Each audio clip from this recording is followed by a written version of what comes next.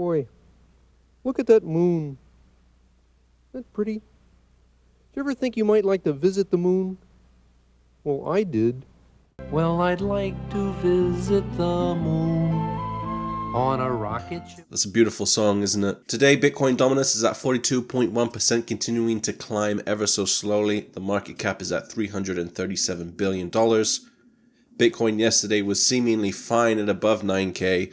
A little bit wary, but seemingly being able to hold on to it for at least a few days. Today, coming crashing down 8,400 as of right now.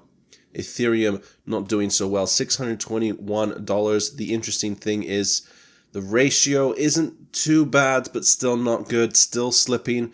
Now 0.074. This was enjoying 0.1 just a matter of weeks ago. Now, a couple of you guys have been asking me about this website again, where it was. This is athcoinindex.com, all-time high coin index, where you can see how far we are away from the all-time high for all the cryptocurrencies. So the official all-time high price for Bitcoin was at 20,000, and we're still minus 58 from that price. Unfair because we weren't there for too long. But anyway, down below if you want to check it out. For a lot of people, it's almost like a second chance. Ripple now 71 cents. Bitcoin Cash under a K. It's still not too bad. Litecoin $164. Neo 71. EOS slipping quite a bit. Now 548. I think at one time this peaked at almost $20. So NEM seemingly slowing down now from its correction rally, I guess you could call it. Dash is out of the top 10. Monero at 216. Tether, interestingly enough, at $1. So Binance Exchange, as of right now, isn't very old, but it's already one of the most dominant exchanges in the business, being one of the most popular. They are looking to the future. They are a centralized exchange. They know that decentralized exchanges will be on the rise in the not too distant future, and they are making plans to stay ahead of the game. But the news essentially was, as such, we have decided to officially launch the development of Binance Chain. Binance Chain will mainly focus on the transfer and trading of blockchain assets, as well as provide new possibilities for the future flow of blockchain assets, decentralized exchange. Very cool. I like how they're staying on top of things. So what do I mean by the crypto YouTube ice age? Imagine if you were a YouTuber who was super bullish on Bitcoin at 19K. That would be awkward. But I do have a confession. I didn't do a video yesterday, as some of you may have noticed. For the first time ever in like 6 months ago since I started this channel, I felt there was nothing interesting to report. Literally the first time I've ever had that happen. There was always something. So even if the market remains stable, there's news. If the market flash crashes, there's news. If the market's rising, there's news. If the market falls day after day, week after week, there's no news.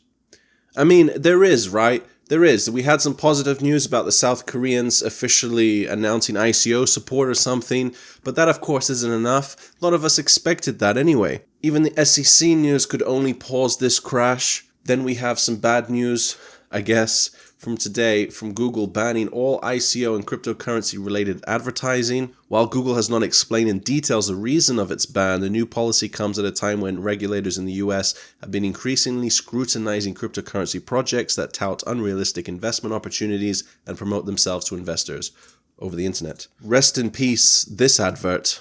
We will never know what the next Bitcoin is. I've seen that advert all over the place. Google owns YouTube. So are all our cryptocurrency channels next? I don't think so. I think it's unlikely, but it's not outside the realms of possibility at all. They have been known to flip a kill switch on channels before. The most famous example of that being Leafy is Here, a channel that used to get millions and millions of views per video. Flip the switch. Nowhere near the kind of growth you was experiencing before. But anyway, I'm not too worried about this or that. Long term, I'm as bullish as ever on cryptocurrency. I think the market is not so much irrational, but I don't know how much justified it is. There is no more interesting and world-changing technology than cryptocurrency, in my unbiased opinion.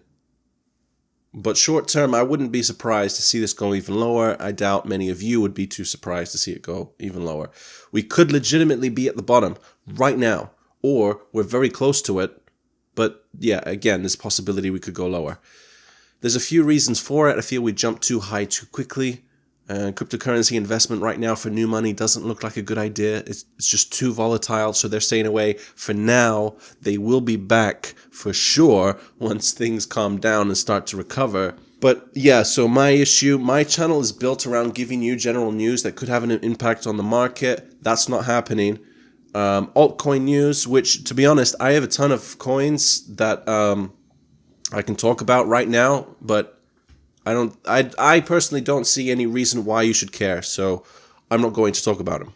Another thing I feel is like a lot of coins at the moment, coin companies are withholding their big announcements, because if they were to announce it now, it's kind of like being at a shooting range and firing blanks. You just aren't going to hit your goals. And I'd rather put out nothing than put out something weak. So if I miss a few more days, you'll understand why. It's not really because I don't want to do videos. I enjoy making them. I could have definitely put out a video yesterday. I had a script. I just wasn't happy with it. And I know some of you would prefer I put out a video every day regardless, but I respect your time. And yeah. And I think the only thing that interests me in the markets currently are ICOs. So let me know if there's an ICO you'd specifically like me to cover in the comment section. I'll take a look. And see you tomorrow, hopefully.